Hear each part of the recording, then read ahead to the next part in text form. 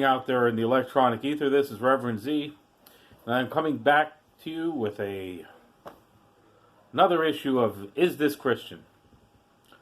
It is the middle of, second or third week of July 2018, and our president has stated that 4 women of color should be, if they do not like America, they should return to where they came from. Never minding the fact that 3 of them were born here and trying to fix the terribly corrupt government of their home country is exactly what they're attempting to do. But normally you read I think of the Samaritan woman, or the greatest commandment being love your neighbor. But this time, I was thinking a little bit more about Philippians as a response to this. Obviously, we as Christians know that we should be loving our neighbors. We should be loving the people around us. And if you do not love your neighbor, if you do not want to feed the hungry, if you do not want to help those that are in a bad situation, then you are out of step with Scripture. But let's just take a look here at this, the second chapter of Philippians.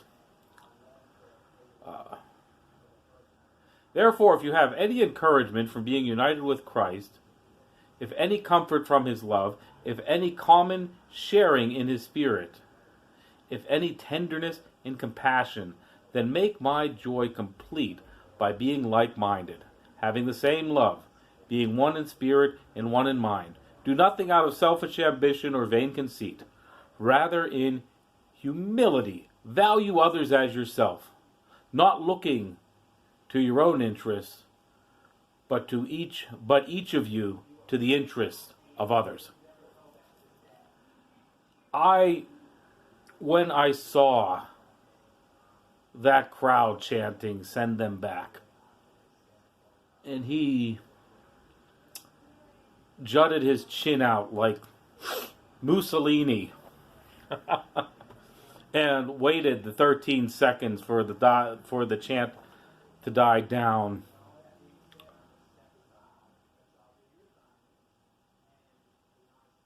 is there any doubt that that was a man involved in his own vanity, involved in his own selfish self-interest? No, there isn't. And the bottom line is, Christians out there, if you honestly are a Christian,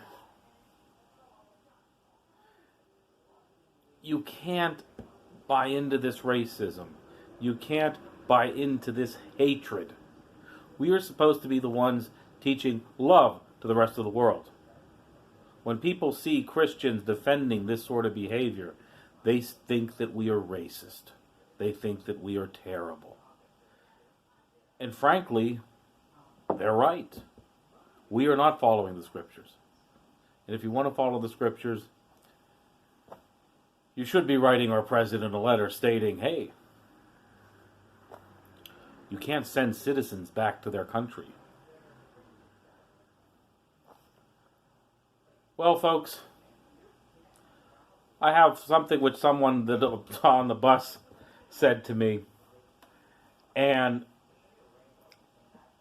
because we were talking about race and racism and so on and so forth, and incidentally, he saw me going to a hospital dressed like this, and he thought that I was on the president's side in all of this.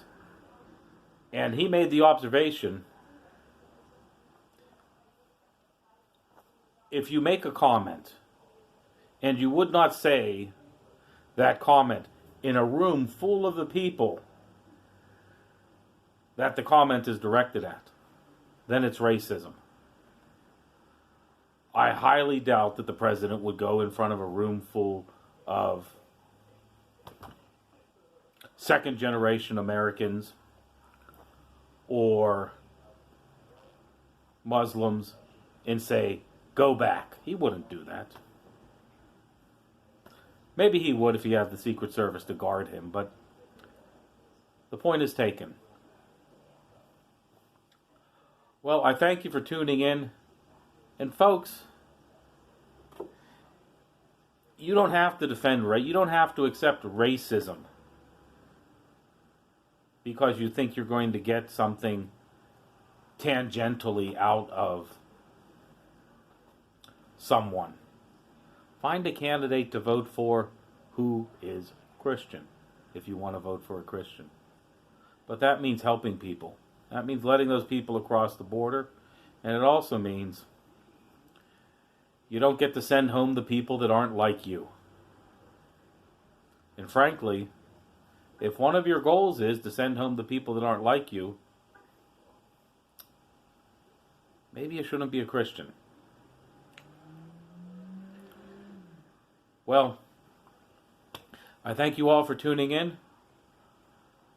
There is links down below that if you wish to help us out, you're more than welcome to. Also, if you have any prayer requests, you can email those to me. And I thank you for your time. And please, as always, pray for me. I need it. And I'll be praying for you.